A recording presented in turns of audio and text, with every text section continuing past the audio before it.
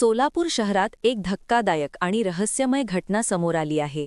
MIDC police ठाण्याच्या हद्दीत राहत्या घरात पती-पत्नीचे मृतदेह आढळले. दोघांचाही तोंडातून फेस येत बेशुद्ध अवस्थेत मृत्यू झाल्याचे प्राथमिक तपासात समोर आले आहे. आत्महत्या की दुसरी काही घटना, पोलिसांकडून तपास सुरू केला आहे. सोलापूर शहरातील कलावती नगर भागात ही घटना घडली. मयत व्यक्तीचे नाव सोमनाथ धानोप्पा पाटील, वय 40, तर पत्नीचे नाव श्रीदेवी सोमनाथ पाटील, वय 35.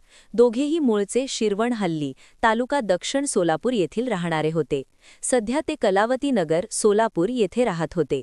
आज 27 फेब्रुवारी 2026 रोजी सकाळी 6च्या सुमारास दोघे बेशुद्ध अवस्थेत आढळले. तोंडातून फेस येत असल्याने त्यांना तातडीने श्री छत्रपती शिवाजी महाराज रुग्णालयात दाखल करण्यात आले. मात्र उपचारापूर्वीच दोघांचा मृत्यू झाल्याचे डॉक्टरांनी जाहीर केले. मयत पतीपत्नींसोबत त्यांच्या 2 मुली घरात होत्या. मुलींनी आईवडील उठत नसल्याचे पाहून काकांना फोन केला. काकांनी लगेच धाव घेत दोघांना रुग्णालयात नेले. मात्र दोघांचाही उपचारापूर्वीच मृत्यू झाला. सोमनाथ पाटील यांचा पूर्वी कुक्कुटपालन व्यवसाय होता.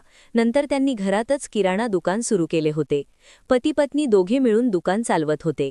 या घटनेने संपूर्ण परिसरात एकच खळबळ उडाली आहे.